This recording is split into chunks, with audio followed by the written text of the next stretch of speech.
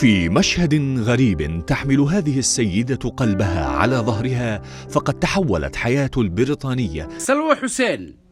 وقبل أن ودنا لهين وحين كوضتا بورصدا أي حنبارسان تهي ودنا قعن كسميسا حالة داس أوكاله دادك كسوغن أدونك آد أي أتريريهين وحيكون نوشاهي دالك إنجريسكا وحين أباهان تهي إن ودنا عصب لغو تلالو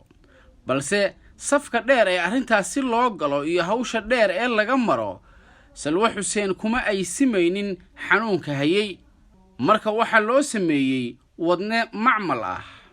culayska boorsada iyo mishiinka wadnaha ah ee ku jira waa 6.8 kilogram kaasoo ka kooban 2 batari kuwaas oo shaqo ahaan ka caawinaya sidii dhiigoodu u wareegi lahaa Salwa Xuseen wajigeeda mar walba waxa ka muuqda farxad iyo dhoolla cadayn waxayna mahadinaysaa allaha xaaladaas nafteeda u doortay eebba ayaa mahad iska leh xaalad kasta oo aan ku sugannahay. When my daughter was 6 months old, I got severe water retention and then the chest pain started and the breathing problems and the symptoms, and I was really worried because I had a feeling it was something serious. They told me that I would need a heart transplant, but I was so unwell for a heart transplant